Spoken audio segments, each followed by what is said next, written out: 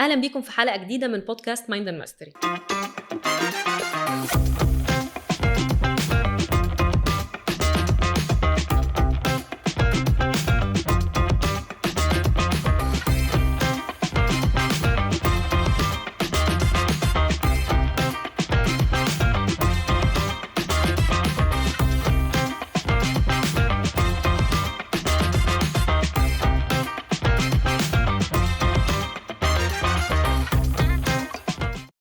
النهارده هنتكلم على حاجات كتير تهمكم، مش بس في الشغل ولكن كمان في حياتكم الشخصيه. بس خليني الاول ارحب بضيفتنا شيماء مجاهد، تريننج اسوشيت دايركتور في كونسنتريكس، من اكبر الكونتاكت سنترز مش بس في مصر ولكن في العالم كله.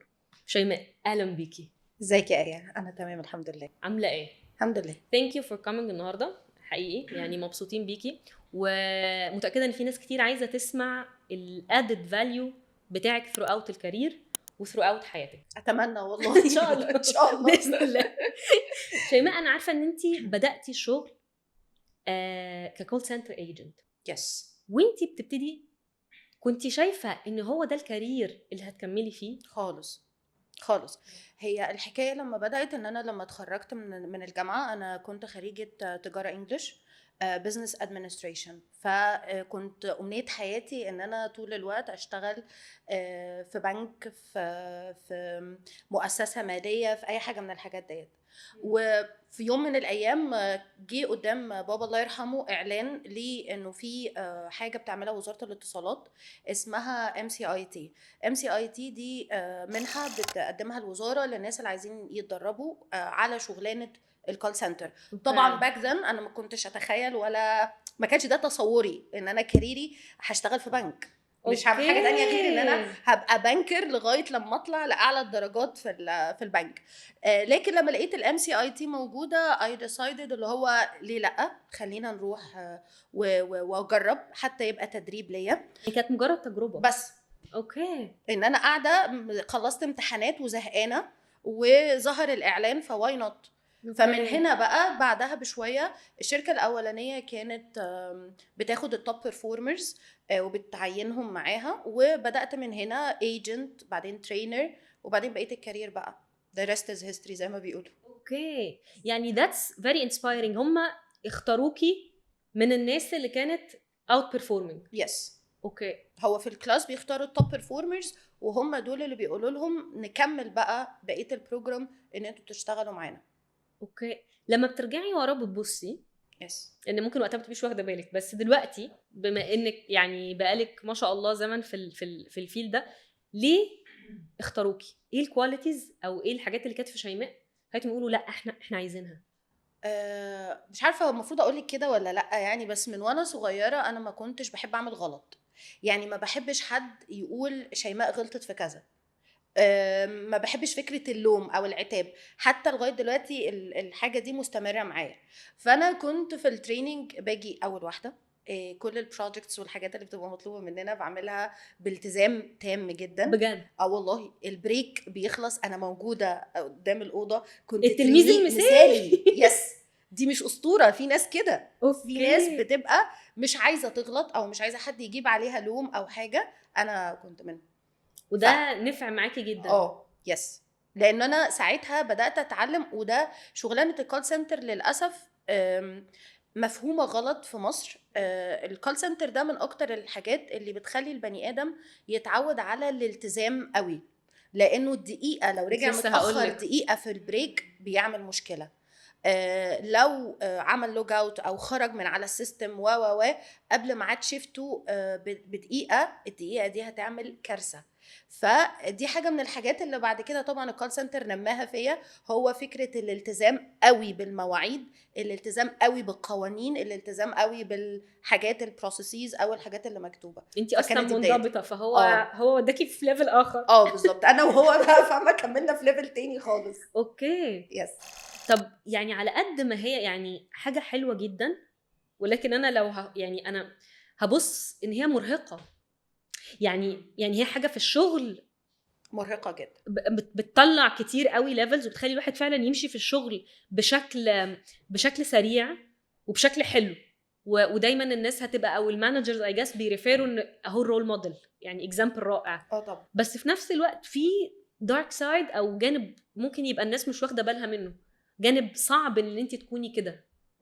انك بتصحى بدري بزياده قوي علشان تبقى تميك شور انك انت بتبقى موجود في ميعادك، انه هعتمد على ان انا اخلص لو انا باكل، او لو انا مش هاخد راحتي قوي في الاكل او في الشرب، لان انا عامله حسابي ان البريك هيخلص. لانه كمان لما اشتغلت ترينر، ان يعني الموضوع ده في التريننج كمان له كونسيدريشن تاني خالص، ان الترينر بيرجع من البريك قبل الايجنتس او قبل الترينيز. الترينر بيوصل اول واحد وبيمشي اخر واحد. فهو الدارك سايد بتاعه انه بيعلمك دايما يو هاف تو هتصحي بدري سيكا، هتقعدي زياده عن ميعادك سيكا، ممكن ما تاخديش بريك مع بقيه الناس، تاخدي بريك بعد كده ليتران، فما تاكليش حتى لو انت جعانه. بس هي الحاجات ديت ليتران بصراحه، ودي حاجه اي بليف ان ريجاردلس المكان، هو ان انا دايما بفكر في الجريتر جود. يعني انا واقفه بدي تريننج، فانا واقفه قدام 20 واحد 15 واحد، الناس دي هتتعلم مني حاجه، فهتبتدي شغل، فهيكسب فلوس، فهيبدا يفتح بيت، فهيتجوز، او هيصرف على اهله، او حتى هيصرف على ده انت نفسه. شفتي ما وراء بقى يعني الستار.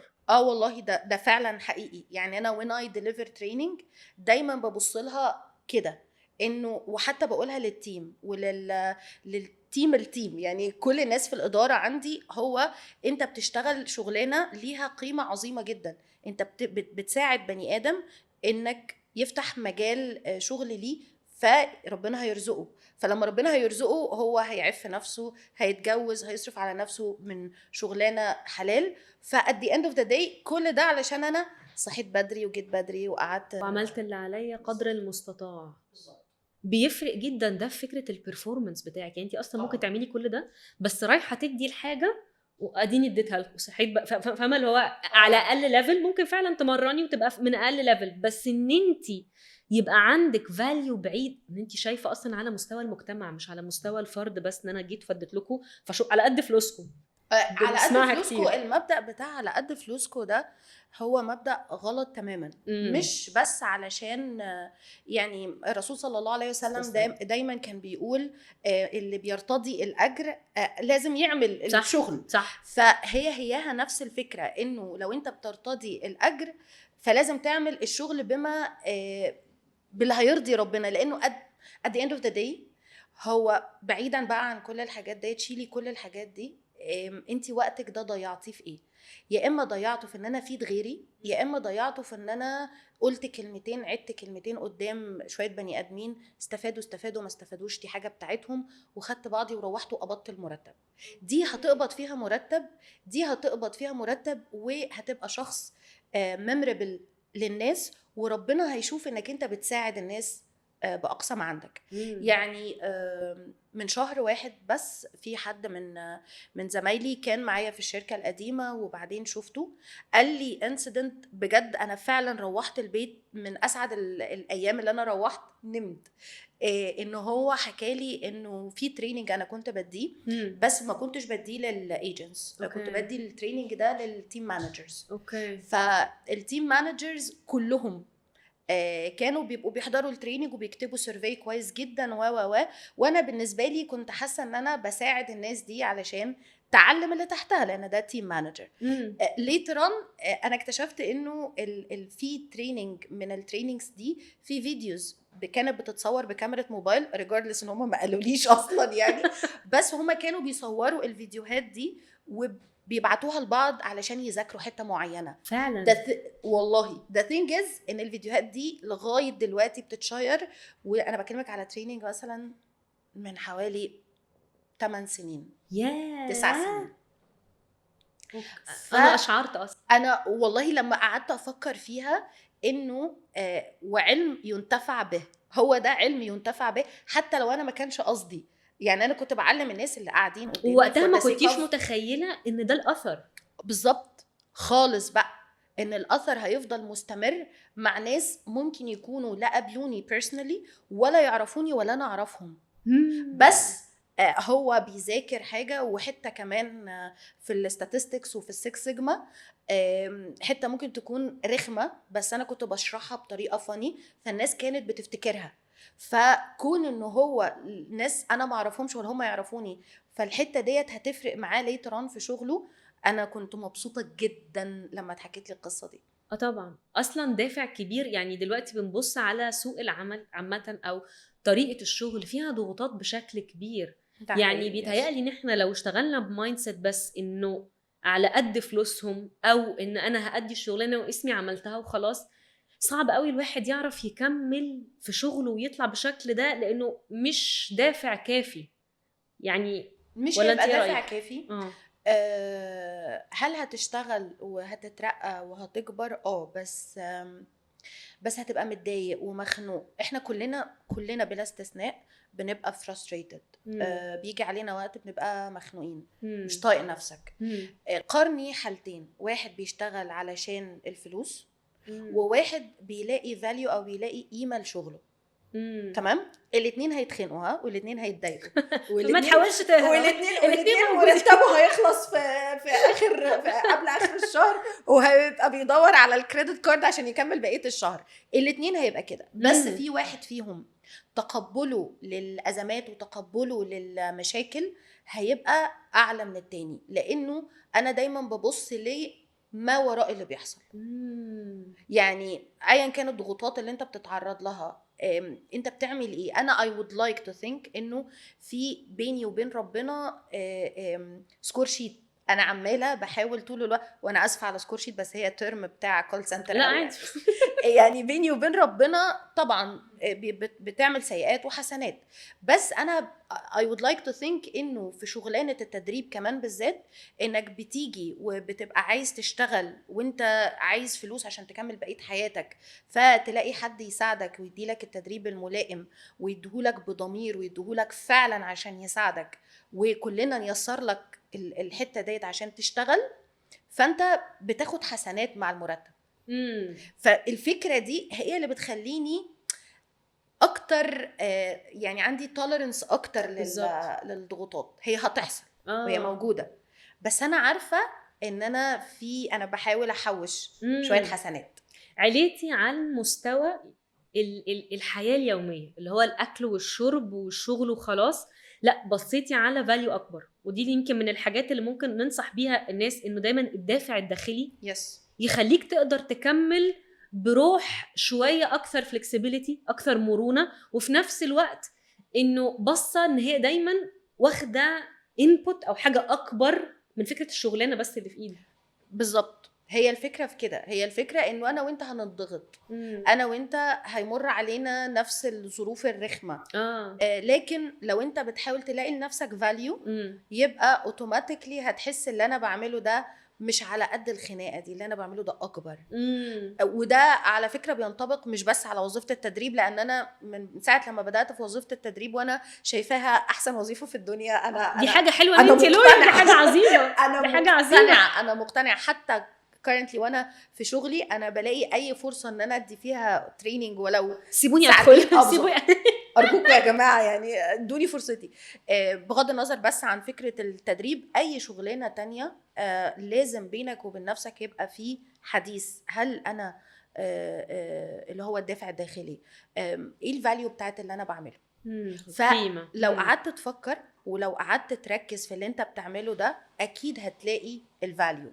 طب شيماء، في ناس بتبقى بتقول وبسمعها كتير، انا اصلا شغلانتي رتيبه جدا، شغلانتي ما تقوليليش طلعي فيها فاليو. يعني انت في تريننج حاسه ان اللي قدامك بيستفيد، في دايركت كوميونيكيشن، تواصل مباشر، فاللي قدامك بيستفيد، فانت قادره تحسي بالنتيجه بتاعت اللي انت بتديه. في ناس بتبقى مش حاسه بده، تقول لك انا شغلانتي مش قادره الاقي لها قيمه، فيعمل ايه؟ تنصحيه بايه؟ بصي، هو انا مقتنعه، وده اقتناع شخصي عندي انا، ممكن يكون غيري بيختلف عليه، بس انا مقتنعه انه كل شغلانه، كل حاجه انت بتعملها بتعمل فيها قيمه، بس انت ممكن ما تكونش واخد بالك منها. حتى لو ان انا بشتغل في الاناليتكس، في الريبورتنج، لو انت بصيت ليها من وجهه نظر هل الاناليسز والحاجات دي لما بتتبعت علشان القرار يبقى متاخد بشكل مظبوط، فساعتها انت هتجيب فلوس اكتر للمكان، فالناس اللي حواليك البيزنس هيكبر وكل الناس هتبقى مبسوطه وفي ناس هتشتغل و الفكره قد تبدو مثاليه بس فكري فيها، يعني شيلي فكره الدافع الداخلي ده او فكره ان انا الاقي الفاليو من المعادله. الحياه فعلا هتبقى رتيبه ممله محبطه في اوقات كتيره قوي. فهو ده اللي بيخليني اصحى كل يوم ولا هقوم وهلبس وهنزل. والتريننج حتى لو هو شغلانه جميله جدا فهو فيه تكرار رهيب، انت بتقول نفس الكلام كل مره بنفس الافيهات. يعني احنا بنعلم حتى الترينرز الإفيهات. حتى الافيهات، دي جامده. النكته اللي بتتقال لازم تتقال بتقول لنا بالبيلد إفيه يا اب. شيماء. دي حاجه من الحاجات اللي صحابي بيقولوها عليا، ان هو لما بحط دماغي ان انا اعمل حاجه افيه بتطلع غريبه جدا، بس لو سبتيني انا مع نفسي الدنيا هتبقى تمام. بس حتى الافيهات، يعني بلاش اقول لكم الافيه ده عشان هيبقى confidential للشركه، بس هي الفكره نفسها زي ما بقولك انه انت حاول تلاقي فاليو للموضوع، حاول تفكر انه اللي انا بعمله ده اكيد له قيمه. ما لقيتش حاجه ليها قيمه خالص في اللي انا بعمله، search for something else هيكون له قيمه جوه المكان نفسه. جوه المكان نفسه. انت عارفه يعني خطر في بالي دلوقتي واحنا بنتكلم انه ممكن فعلا ساعات لو الواحد عجز انه هو يلاقي قيمه في الشغل اللي هو فيه، انه مش قادر حتى ولا عايز يتخيل انه بينفع الشركه، لانه بالنسبه له ماليش دعوه بالشركه. في ناس عندها المايند سيت دي. بحس ان عشان نكبر الفاليو ممكن تبقى الفاليو بتاعتك ان انت تبقى مثلا اكتر حد سبورتيف للاشخاص اللي موجوده حواليك، داعم، او ان انت بتبتسم في وش، او ان انت بتعمل حاجه حلوه، ممكن اكت واحد بسيط فعل بس في المكان ده. فانت رايح حتى عارفه اللي هو حاطط الانتنشن، حاطط النيه، مش نازل زي كل يوم الصبح بيخبط في نفسه ان هو صاحي بدري ونازل الشغل فهو مش طايق روحه. بالظبط. ما هي دي بقى في الاخر هي بتبقى your own decision، هو ده قرارك اللي انت بتاخده. يا اما احاول الاقي فاليو والاقي قيمه للي انا بعمله، فضغوطات الحياه حتى هيبقى ليها فليفر كده تاني، هيبقى ليها شكل تاني. يا اما take all of the value all of the الموتيفيشن ده من المعادله، وهتعيش هي برضو الحياه، بس هتعيشها بشكل كئيب اكتر محبط اكتر، يعني كفايه. اوكي. انت عارفه يعني انت دلوقتي بتتكلمي فيها من ناحيه بزنس، ولو انا هريليتد للحته الثيرابيوتيك او للحته المنتل هيلث، مدرسه اللوجو ثيرابي هي بتقول لك كده، انه فكره انه انا بوجد معنى لحياتي، اللي هو انت دلوقتي بتقولي هي دي يعني الحياه، عاجبك ولا مش عاجبك هي دي حاجه، عاجبك ولا مش عاجبك هو ده الشغل. ايذر الاختيار بقى في الاخر بتاعك، لان في ناس بتبقى بتفقد حس الاختيار، يعني تقول لك انا اللي بيحصل فيا وخلاص. لا، هو انت ممكن تبقى نفس الشغلانه بس حد مختار يرسبوند لكل يوم بنيه مختلفه، وفي حد تاني عمال يعلق كل حاجه شماعه على الناس، وان انا عاجز، انا ما اقدرش اعمل اي حاجه. بس من الاخر هو نفس اليوم وهتعيشه هو بنفس احداثه. تمام. your reaction towards اللي بيحصل هو اللي هيفرق في انت هتحس بايه اخر اليوم وانت جاي تنام. لانه اخر اليوم شويه الوقت اللي انت بتسكرول فيهم على السوشيال ميديا قبل ما تنام، الوقت ده بيبقى فارق جدا في اليوم على فكره. لانه هو الوقت ده، انا الوقت ده اللي في يومي انا بدايجست فيه كل اللي حصل، وببدا انالايز هو ايه اللي حصل. وانا ممكن يكون عشان انا شخصيه اناليتيكال بطبعي، بس النص ساعه اللي انت بتنام قبل ما بتنام بتقعد فيها مع نفسك دي، النص ساعه دي بتبقى فارقه جدا. يا اما تبقى حاسس انه اليوم كان ضغط وزحمه وشغل يا اما حاسس ان انا النهارده ساعدت فلان وعملت حاجه كانت فارقه جدا في حياه آية علشان تكمل شغلها فانا الحمد لله انا النهارده كنت of value to the people. ودي يمكن الحاجة اللي بحب ان انا لما امشي من مكان الناس تفتكرني بيها، ان هي كانت موجودة she added value للمكان او في الحتة اللي هي كانت فيها بالظبط قبل لما اروح في حتة تانية. فهو دوت اللي الحديث بتاع النفس اللي انت هيدور بينك وبين نفسك. بس انا النهارده صحيت الساعه 7 الصبح، النهارده عملت مشكله مع مش عارفه مين، هي نفس الضغوطات هتبقى موجوده، بس لما نفس هتحط الصوره الايجابيه جنبها هتحس شويه انه لا انا تمام، يعني انا تمام. السلف ريفلكشن ان انت قاعده كل يوم بتنصحي بيها، انه الناس بعد ما تروح، الناس بتخلط ما بين السلف ريفلكشن والاوفر ثينكينج، ان انا بفكر زياده ومن انا بريفلكت على اللي بيحصل في يومي. يعني انت هنا بتحكي انه بيفرق معاكي جدا as a manager و as a leader، انه ازاي انا ايه اللي حصل في يومي، وايه الحلو اللي حصل في يومي، وممكن تبقى برضو ايه الدروباكس اللي حصلت او الحاجات اللي ممكن يعني مشاكل حصلت اقدر اصلح فيها. تمام. فاهمه قصدي؟ في ناس لما بنقول لها ريفلكت وفكر كده في يومك، لان مهم يبقى عندك الوعي الذاتي كمدير بنفسك، ممكن يقول لك انا مش فايق اقعد اوفر ثينك، وانا هقعد انا اخلص شغل كمان مع البني ادمين واروح البيت اقعد اوفر ثينك في كل حاجه. عايزه اقول لك ان النص ساعه ديت هي طبعا الاوفر ثينكينج هو عباره عن انك انت تركز على حاجه واحده او انسيدنت واحده وتقعد تكبرها في دماغك جدا، وافرض لو اصل هيحصل بقى ويحصل وتبدا تحط سيناريوهات وحشه جدا للحادثه او الموقف او ده. تمام.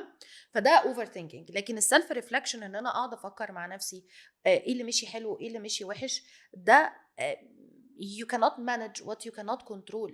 فانت لو مش هتعرف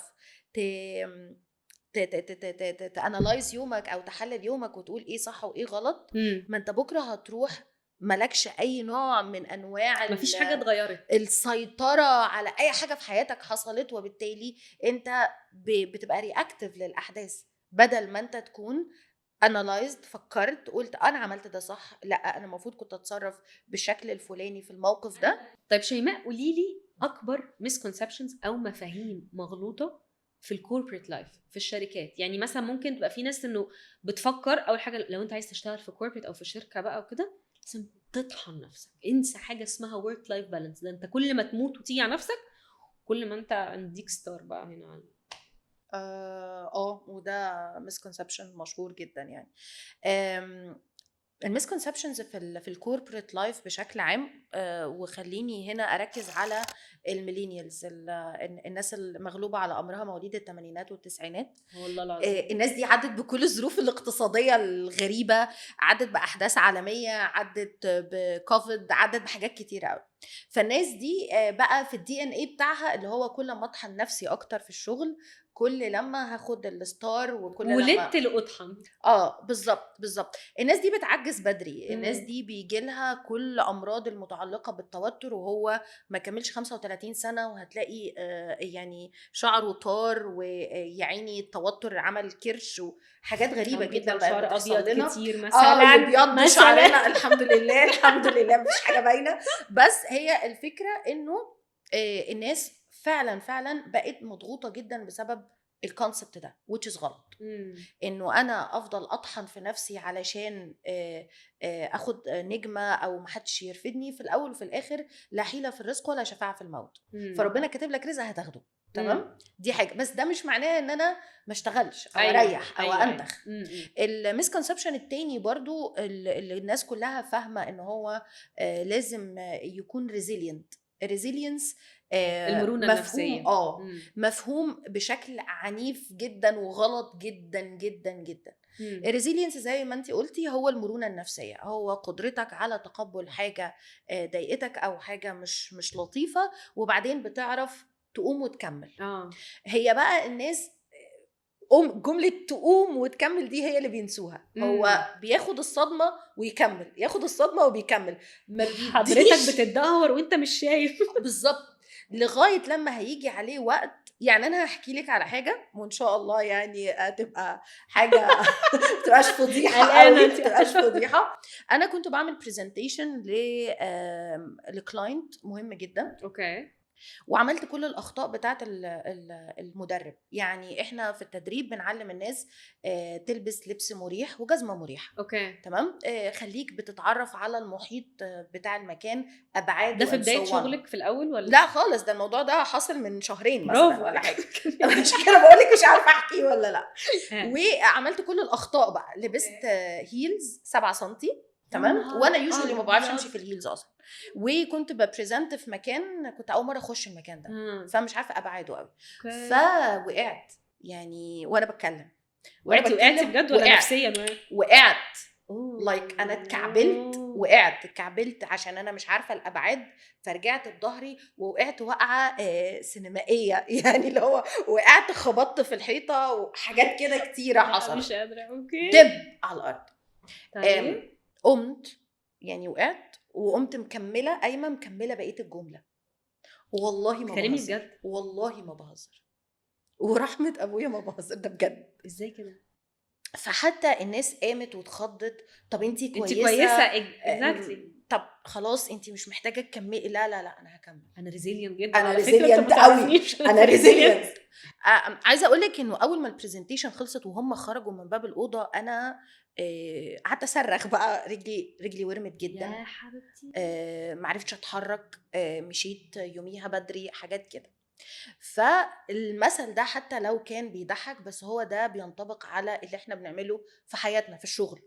انت بتفضل تاخد كل الصدمات، ما بتديش لنفسك المرونة انه في نوع من انواع كده، وبعدين ان انا ممكن اقع اروح واقعد واجي. شويه، اقعد بعد كده اقوم. انا وقعت وتشيك فور دامج، ابص على رجلي ايه اللي حصل؟ لا، لكن احنا اتعودنا انه باخد الصدمه في الشغل ولازم اقوم اكمل، يلا كمل يلا كمل. بعد شويه وقت بتبقى متوتر جدا، بتبقى مش طايق نفسك، مش طايق اللي حواليك، وعلى اصغر حاجه في الدنيا هتلاقي نفسك استقلت، هتلاقي نفسك انا مش قادر خلاص. انا عملت كتير قوي واستحملت كتير قوي. بالظبط، مع اني ممكن يكون الحدث اللي انت قررت تستقيل عشانه انت استحملت اكتر منه كتير قبل كده.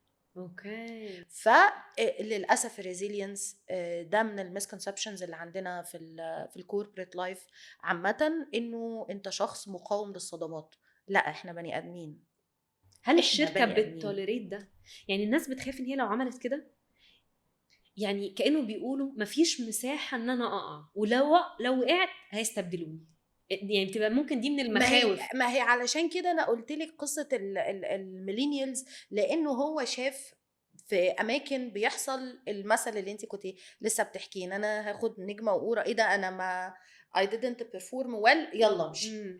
فعشان هو شاف امثله كتيره وحشه حواليه، بقى هو خايف، فهو لازم يتحرك بسرعه، علشان لو ما اتحركش بسرعه هو ممكن يتم او يتم استبدالها، يعني هيخرج بره السباق. علشان كده فكره المنتال ويلنس في الشركات بقى مهم جدا جدا. فعلا الشركات جداً ابتدت جداً. تهتم بيه بقى، يعني ليتلي بشكل اكبر بكتير. لازم وان يبقى في السبيس او المساحه بتاعه ان انا اروح اتكلم مع حد متخصص، ويبقى الناس ديت بتسمع مني، ومش لازم يادفايس، بس ان هو يبقى في حد بفنت اوت وبتكلم معاه. ده بقى من اساسيات اي مكان دلوقتي، خصوصا لو انت شغلك فيه ضغط عالي او في توتر، مستويات توتر، وده اغلب الشغلانات بشكل كبير دلوقتي بقى فيها يعني كميه اصلا منافسه فظيعه. ايوه، وبنجيب ناس يا اما تكون محترفه، يا اما يكون من جوه الشركه ناس بتاخد تدريب مختلف علشان هو او هي يبقى mental wellness partner. عايزه اضيف هنا كمان حاجه يا شيماء، حته انه الناس اللي بتخاف ان هي تدي مساحه ان انا وقعت، او ان انا تعبان، او ان انا مرهق، او بمر باحتراق نفسي، ساعات الناس ما بتديش المساحه لان هي فاكره انه انا كده مش همشي بالشكل اللي انا عايزه. بالعكس، مش ريزيلينت كمان. والحاجه التانية انه فاكر ان هو كده لا هيتعطل. هو انت بتتعطل بس على ليفل اقل. لو انت ما اديتش نفسك المساحه انت كده بتتعطل، بس بليفل اقل، يعني على مراحل. فاهمه قصدي؟ لما بتدي لنفسك المساحه انك تقع، ساعات اصلا يعني البرفورمانس بتاعك بتدي يطلع اعلى بكتير. ليه؟ لانك اديت مساحه ان انت تقع، وان انت تتعافى، وان انت تاخد اللي انت محتاجه. فبالتالي كانك هتعوض اللي فات بشكل حتى اسرع. بس الناس بتبقى واخده الموضوع وهم مكملين من غير ما يهيلوا، هم بينزلوا وهم مش واخدين بالهم. هينزل وبينزل كمان بسرعه يعني عنيفه، لان هو ما خدش وقته في التعافي، ما خدش وقته ان هو اقوم من الصدمه. اوكي. فدي مهمه جدا في قصه الريزيلينس. وعايزه اقول لك كمان انه لو انت خايف ان مديرك او مديرتك، لو انت خدت your own time انك بتقع، فهو مش هيديني الترقيه دي، فهو مش هيكبرني في المكان. ساعتها هيبقى مديرك مش فاهمك. المدير لازم يكون عنده درجه من درجات الكوميونيكيشن بينه وبين تيمه، يبقى قادر يعرف ان في حد واقع، بس الشخص ده شخص بيرفورمر كويس، اداؤه كويس، اداؤه ممتاز.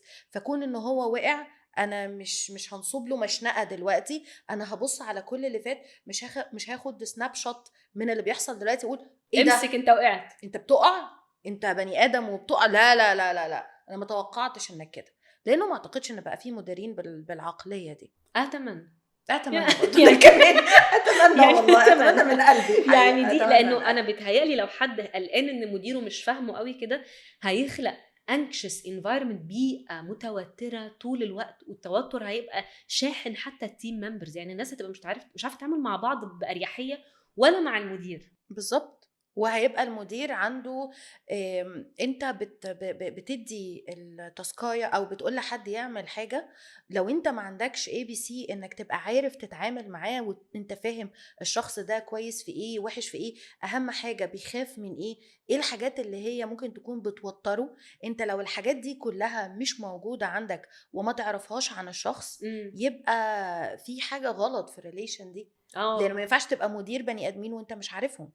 صحيح. لازم تسبند ولازم تقعد وقت كويس انك تعرف الناس اللي بتشتغل معاك، لانه ايا كان السكسس او ايا كان النجاح اللي هيحصل بعد كده هيبقى مبني على انت بتعرف تشغل الناس. زي مدرب الكوره بيحطهم في مراكز عامله ازاي، فعشان تحطهم في المراكز وتغير مراكزهم لازم تبقى عارف امكانيات كل واحد فين وبيخاف من ايه، وايه الحاجات اللي بتوتره، وايه الحاجات اللي بتخليه مش confident في نفسه شويه. فده لازم يكون موجود. يعني ده يخليني اروح لحته وانت تكلمي ازاي نبقى عارفين الناس وفاهمين السترنث، النقاط القوه والضعف، وازاي نالوكيت الريسورسز الموارد بتاعتنا. قوليلي عن الليدرشيب ستايل او اسلوب القياده بتاعك.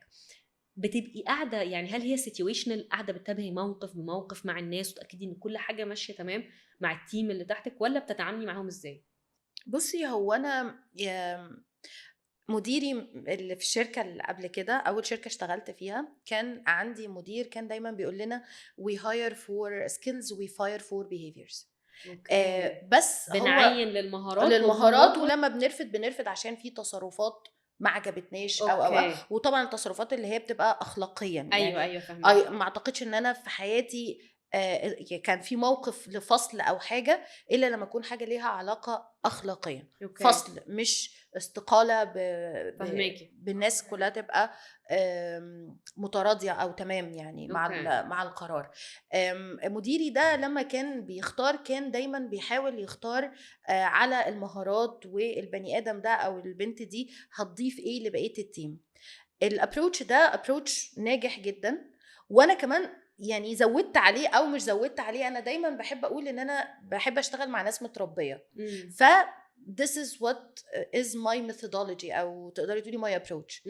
الكاركتر ديفلوبمنت، بني ادم تقدري تنمي في شخصيته علشان هو بعد كده يقدر يتصرف تماما لوحده بدون اشراف مباشر. ما تبقيش بقى خطوه بخطوه زي العيل في الاول لغايه لما ينطلق وانس هو خلاص عرف طريقه فهو انطلق. فانا بيبقى دوري ان انا ببص من بعيد احنا ماشيين تمام ولا في مشكله. طبعا لازم اتدخل لما يبقى في ازمه في ايوه، بس ده مش كل يوم ومش كل شويه. يعني طبيعي ان يطلع ازمات، بس قصدي اللي انت بتعمليه ده حلو جدا، ان هو عارف يتعامل في اغلب المواقف لوحده. يس وحاجه كمان انا معوده تيمي عليها وبنعملها على قد ما نقدر هي الشفافيه transparency. احنا 100% عارفين كل حاجه بتحصل. يعني مديري انا عملت مصيبه، الميم اللي بيبقى على الفيسبوك ده بجد بيحصل في حياتنا. اللي هو لما تحصل حاجه انا مش هسمعها من بره، انت هتيجي تقولي حصل كذا كذا بينا رصيد كافي يسمح ان انا ارجع للي قدامي واحكي له. بالظبط. لازم يكون واثق فيا. لازم يكون حاسس ان هو سيكيورد. هو لما هيقول لي انا مش هستخدمها ضده مثلا او حاجه ليتران، فهو بينه وبيني مساحه الامان دي او بيني وبينها مساحه الامان. ايه اللي بيخليكي تعرفي تخلقي مساحه؟ يعني ازاي ممكن مدير يعرف يخلق الرابور او مساحه الامان مع التيم اللي تحته؟ لان حاسه ان دي نقطه يعني مهمه. بتتكلمي عن الشفافيه والكلام ده، في ناس كتير قوي بتشتكي انه بتبقى طول الوقت قلقانه، طول الوقت خايفه.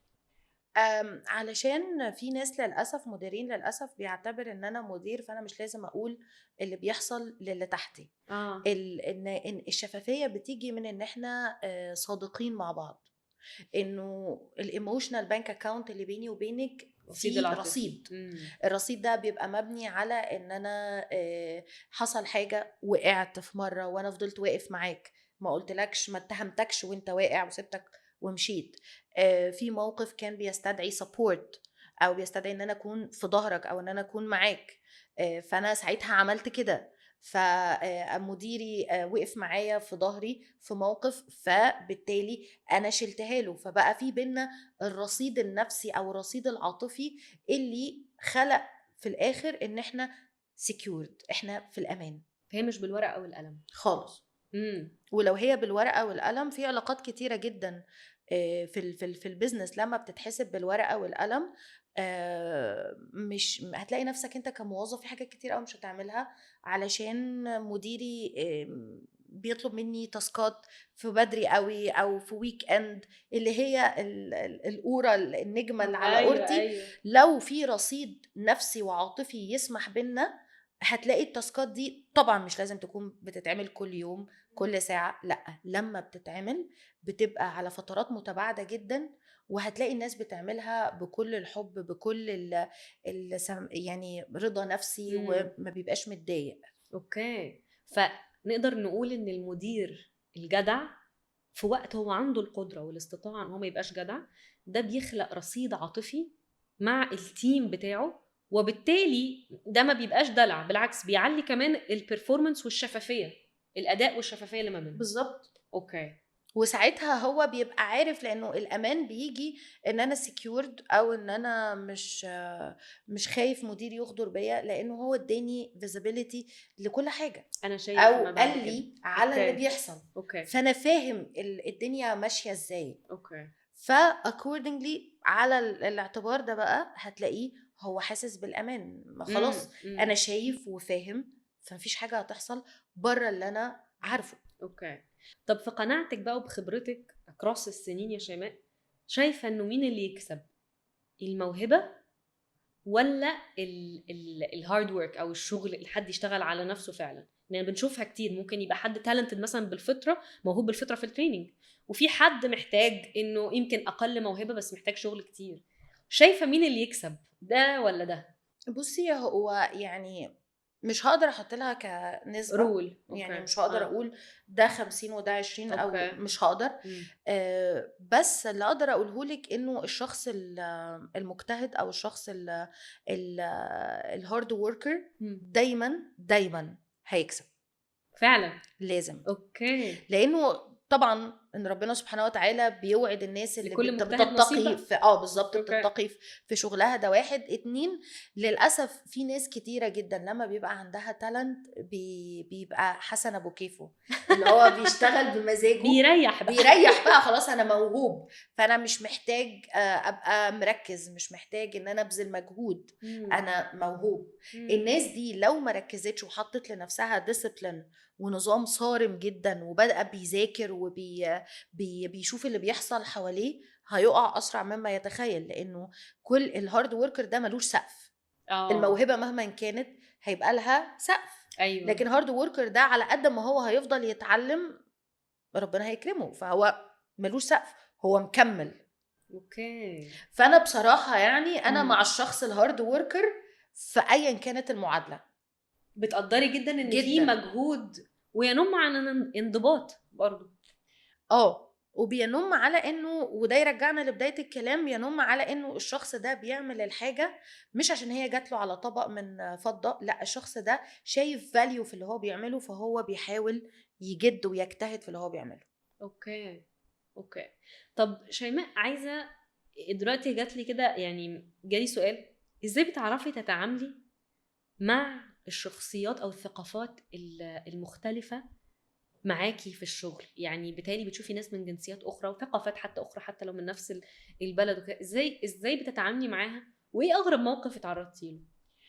بصي، هو احنا يعني خصوصا دلوقتي، هو انا exposed طول الوقت بتعامل مع ثقافات مختلفة، مش بس عرب او مصريين، طول الوقت احنا بنتعامل مع كل الجنسيات تقريبا. هم كلهم، ودي حاجة انا بحبها قوي، في ان هم لما بيجوا لنا مصر، او حتى لما بنروح لهم في اين كانت الدولة، يعني بيبقى عندهم استعداد وتوليرنس تو امبريس او يتقبل ثقافة الاخر. بس في حاجات مثلا ما بيعرفوش يعني يعملوا عليها سيطرة او يكنترولت. زي ايه مثلا؟ ان هم يسلموا. يعني انا كانت مشكله بالنسبه لي انه بنسلم على ناس فهم من امريكا مثلا او من يو كي، فهو عارف ان هو بيسلم على الرجاله هاند شيك كده بالايد، وبيجي عند الستات يا فندم بيقبل العكس، بقى، يا فندم العكس. بيشقلوا. لا احنا عندنا هو الثقافه الغربيه العكس في الحته دي. اوكي. تمام. فكانت بتبقى في مواقف مضحكه جدا ان هما انا ببقى ماده ايدي كده وبلاقي حد بيقرب بزياده، اللي هو لا احنا ما بنعملش ممكن كده مساحتي لو سمحت. بالظبط. فبقيت وانا بسلم خصوصا في الاول بعمل ايدي كده اللي هو بطول دراعي عشان انا بسلم بس.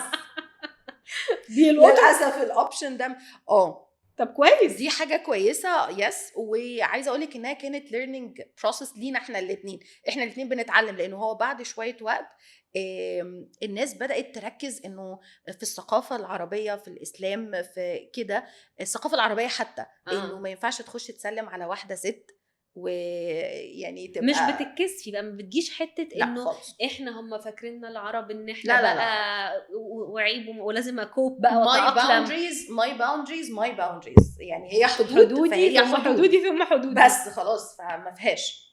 فرقت معاكي عشان في ناس برضو بتخاف من الحته دي، انه اول ما يبتدوا يحسوا ان هم بيقابلوا ثقافات مختلفه بيبقى قلقان انه يوضح حدوده، بيبقى حاسس انه ايه ده انا كده مش هعرف ابلند ان او مش هعرف ابقى اندمج مع اللي قدامي وده هيأثر عليا نيجاتيف في شغلي. فهل ده أثر؟ يمكن عشان انا ما ببصلهاش ان انا تندمج، ده معناها انه انا جزء من حاجه. تمام. بس ده مش معناها ان انا بغير طبيعتي او شكلي او اي حاجه، مش بدوب. ما ينفعش ده. واحد.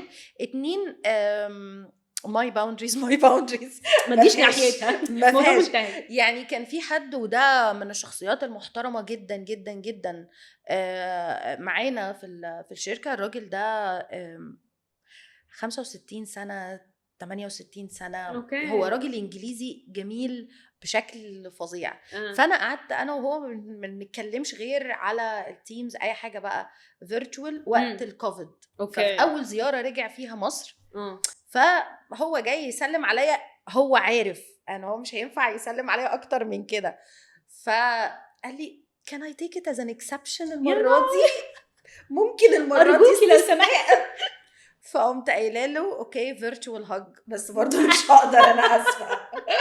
لانه بعد شويه وده I learned it the hard way انه لو انت ما عرفتيش الناس حدودك فين، الناس هتدخل وتنتشر وتبوظ لك كل حاجه في حياتك، وانت هتزعلي وانت اللي هتزعلي، وهيبقى صعب جدا انك ترجعي تقولي لهم ايه ده نسيت اقول لكم الحاجه اللي انتوا بتعملوها بقالكم كام شهر دي بتضايقني على فكره. لانه انا ما عملتش كده من الاول. خلاص تأقلموا. فهو بالنسبه لهم هيبقى طب ما انت ما اتضايقتيش. انا مش بتكلم على الموقف ده، بالعكس الناس كانت متفاهمه وبجد في منتهى الاحترام. انا بكلمك في المطلق.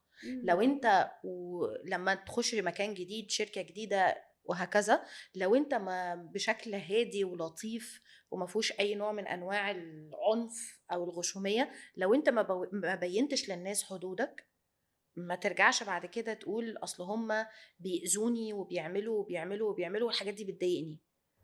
ف يعني تقدري تقولي my boundaries هي دي الإجابة السهلة للموضوع. لا يعني هنا عجبني ان انت بتحددي حتة انه اللي هو fair mankind، اللي هو انا صارمة ولكن بلطف ومفيش اجريشن، مفيش عنف تجاه اللي قدام. في ناس تبقى بتقولك لا ما انا جربت اعمل ده مثلا ومعرفتش ابلند ان يعني لقيت الناس مثلا بتقفش مثلا جامد قوي. فممكن نقول انه هو كله حسب كمان الطريقه، ان انا لازم اوضح حدودي ما تفرقش في الكارير بتاعي، بس في نفس الوقت الناحيه التانية لازم بوصل ده بطريقه وديه. يعني انت حتى وانت بتحكي الموقف بتحكيه بلذاذه، بتحكيه بلطف، ما كانش فيه التصادم خالص.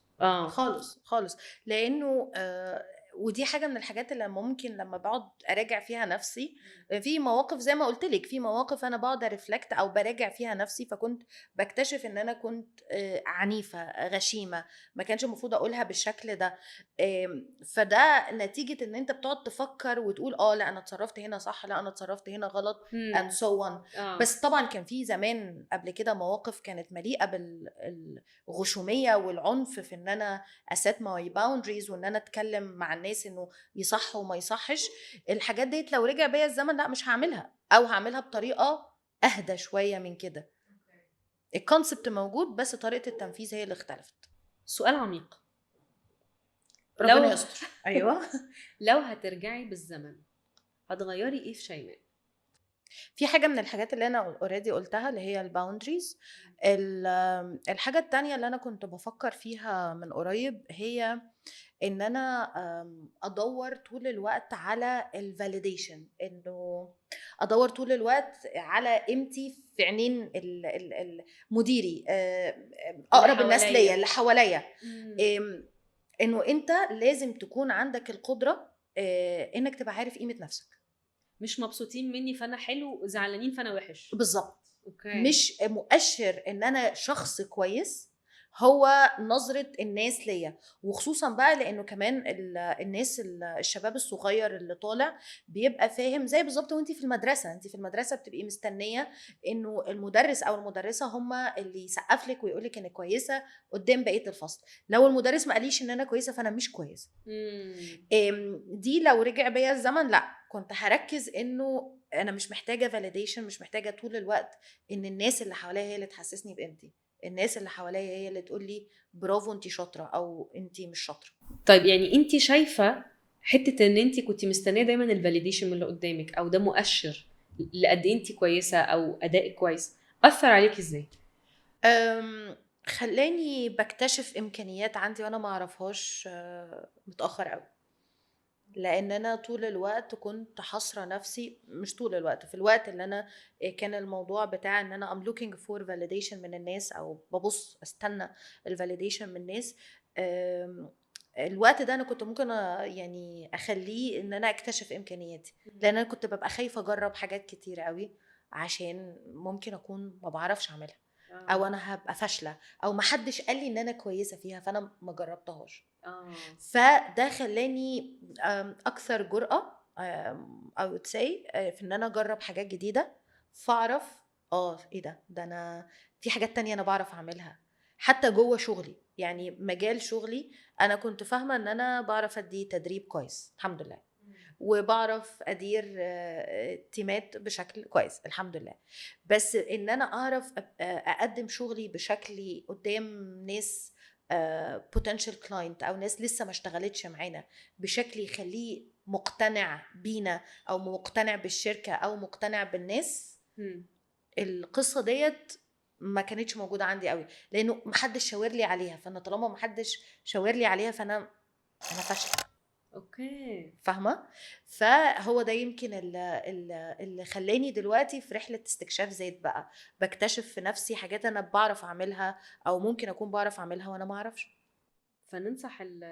فننصح الناس انه خد انبوت من اللي حواليك، خد انبوت من المدير، بس عمره ما يكون ان ده الفاليو بتاعك، مش هو ده القيمه الحقيقيه بتاعتك.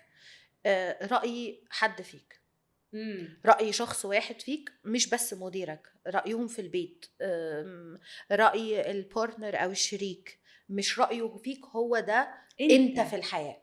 لا، لأن في ناس أصلا بشوفها كتير قوي في workshops أو في ثيرابي بحس إنها بتبقى وقعت فعلا داون علشان خاطر شايفة إنه أنا خلاص الناس دلوقتي مش بتسقف لي أو مش بتشكر فيا، أو عملت لو هنقيس مثلا هنا تريننج مرة وحش او اديت في بروجكت حاجه فخدت دايما فيدباك مثلا مش لطيف فالناس اللي بتاخد الزحليقه بقى وبتقع.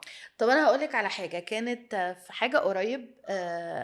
كان في برزنتيشن انا عملتها وكانت قدام ناس very high level. اوكي. وبعد لما البرزنتيشن خلصت ف مديري في الشركه حاليا يعني هو شخص بيحب يشير فيدباك مع الناس، ودي حاجه انا بحترمها جدا فيه، ان هو طول الوقت عايز احنا كلنا از تيم نعرف ايه الحاجات الكويسه والحاجات اللي نشتغل عليها. الشفافيه.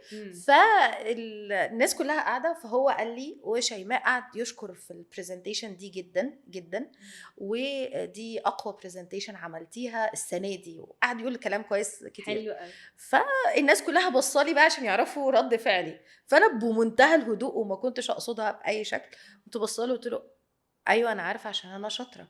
فالناس كلها قعدت تضحك. بس لو بصيت لها ان اسنس او اصل الموضوع، انه انا بقى رحت من اقصى اليمين لاقصى الشمال، انه انت دلوقتي هاخد انبوتس زي ما انتي قلتي، هعرف راي الناس اللي حواليا، وطبعا رايهم هيبقى مهم وهيساعدني، بس انا المفروض بيني وبين نفسي في الحساب بتاعي اللي انا عارف فيه فاليو اللي انا بعمله ليه، انا عايزه اكمل فيه ليه and so on. فالحته دي لو موجوده هتسندك، هتخليك عارف امكانياتك، عارف انت بتعمل ايه، ومش هيبقى راي الناس فيا ايكوال انا، لا. المعادله دي مش صح. مش يوم في السماء ويوم في الارض.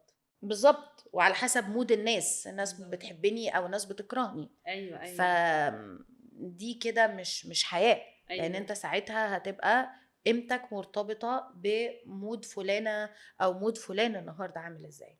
فانت المفروض لو هنسمبليفاي كمان ده، نحطها في جمله، نقول انت المفروض تكون اكبر مشجع لنفسك، انت اللي دايما في الباك جراوند بتسقف لنفسك، وانت اللي بتقول لنفسك ايه كويس اللي انت عملته، وايه الحاجات حتى اللي المفروض تطورها. يعني انت اللي بتبص لنفسك بموضوعيه اول واحد. وعشان كده برضو ارجع اقولك تاني، النص ساعه قبل اليوم دي مهمه جدا جدا in a positive way. لانك لو بتكيب سكور لنفسك، بتقول لنفسك طول الوقت ده كان وحش، خلي بالك من كذا، اعملي كذا اكتر، ايه ده انتي النهارده اتعصبتي على حد، هتلاقي نفسك في حد زعلته وانت متعصب بتتصل بيه اخر اليوم تقول له ما تزعلش مني، حقك عليا. هتلاقي نفسك ان في حاجه كويسه كنت عايز تعملها ونسيت او مركزتش، او كنت خارج النهارده زحمه جدا اليوم ومش عارفه ايه، فما لحقتش اكلم صاحبتي اللي عندها مشكله، ما لحقتش لو حد متجوز ومخلف ما لحقتش اكلم ماما اطمن عليها. الحاجات ديت هتلاقي نفسك بتلقطها في اخر اليوم، فبتاخد بالك عشان بقى عندك وعي. فبالتالي رأي الناس مش هيبقى بيأثر عليك زي ما كان ممكن يكون بيأثر عليك قبل كده.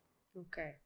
اتمنى ان دي بس ما تبقاش دعوه للناس اللي هو ايه، رأي مديري ارميه، رأي اخويا الكبير مالكش دعوه، بابا قال لي ما تعملش كذا، مش مشكله. احنا بنشوف الاكستريم ده برضو. طبعا اللي هو انا جامد جدا بيزد اون، يعني مفيش اي عشان وعي. عشان انا عارف لكن اديني اوبجكتيف داتا او كلام، يعني قول لي انت عارف تعمل 1 و2 و3 والكلام ده. لا، هو مفيش، هو عشان في المطلق. وهنا مش بتكلم في حته قيم، لان كل البني ادمين قيمين. بصي، هو يعني يمكن الخطأ اللي ناس كتيره قوي بتقع فيه، انها برضو بتروح للاكستريمز، للاقصى اليمين او اقصى الشمال. ايوه صح.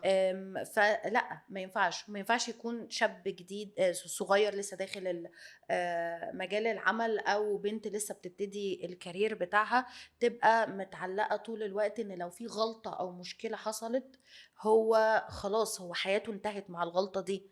برضو لازم يفكر انه، وخصوصا لو بقى مدير، في ناس لما بتبقى مدير وحد في التيم عنده عمل غلطه، هو بيبقى حاسس بمنتهى الدمار النفسي، هو كده هو شخصيا اللي غلط.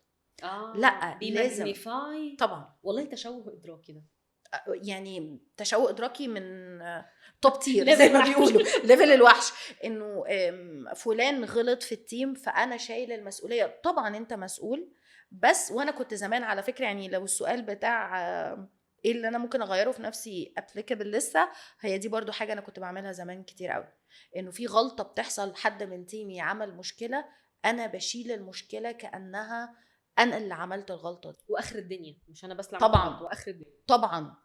وما بعرفش انام، حاسه بقى بالمسؤوليه. وبعدين بدات اركز في اللي هو الشخص اللي عمل الغلطه دي بره، ده شخص بالغ عاقل، بنت واحده ست بالغه عاقله، ممكن تكون مخلفه وهي مسؤوله عن تربيه اولادها، ممكن تكون بتاخد قرارات في قرض، في شقه، في عربيه، حاجات انا شخصيا I didn't experience قبل كده، بس هي بتاخد القرارات دي. فده شخص بالغ عاقل بيتصرف. ايوه صح. فمش معناها انه غلط، انه ده دمار النفسي بالنسبه لي وده اخر العالم بالنسبه لي، لا ده غلط، فدي opportunity او جاب او حاجه محتاجه ابص عليها واصلحها. حط الشيء على قدره. بالظبط. لان الناس فعلا انا بقول كأن هي بتبقى عارفه ولا يعني حاجه مولعه كده صغننه عود كبريت، احنا بنشوفها حريقه مولعه. انت بتعمليها حرائق في غابات فاهمه الامازون أكبر كمان. الموضوع انتهى تماما. أوكي. وبيبقى موضوع بيضغط نفسيا جدا على اي حد مدير جديد. اوكي. نفسيته بتتدمر لو فضل يعني يحط الشيء على قدره او اقيمه الشيء على قدره. غير كده انت حياتك هتبقى صعبة جدا يعني. طب لو هتلخصي رحلتك تبالك قد ايه في الكارير؟ طبعا مش هقولك علشان أوكي، معناها هتعرفي عندي كام سنة وبتاع والكلام ده. لا مش هعمل كده. رحلتك العظيمة يعني throughout السنين اللي فاتت وخبرتك، هتلخصي رحلتك لو هتلخصيها في جملة؟ جملة ولا كلمة ولا اللي انت عايزاه. انا حاولت ما ابقاش اصل انا ترينر، فاحنا باي ديزاين بنقعد نتكلم كتير جدا. I would say انه الاوفرول الحمد لله rewarding. يعني ممكن ابص على اللي حصل بكل الابس اند داونز، والداونز كانت بتبقى واقعه جامده شويه، بس الاوفرول كله لا الحمد لله انا اقدر اقول انه ريوردنج جدا. مفيش داون وقعته او مشكله حصلت او ازمه او اي حاجه من الحاجات ديت الا لما كان ربنا بيعوضني عنها وانا بتعلم منها كويس للي بعده. فلا الحمد لله very rewarding كمان. حلو جدا حلو جدا. شيماء عايزه اشكرك جدا جدا على النهارده بجد والله. يعني متخيله قد ايه ناس محتاجه تسمع الكلام ده ومحتاجه تشوف behind the scenes ايه اللي بيحصل، وان الحياه مش وردي ومش معنى ما اتولدتش مانجر وما اتولدتش خالص خالص. عارفه انا واخدها من تحت قوي.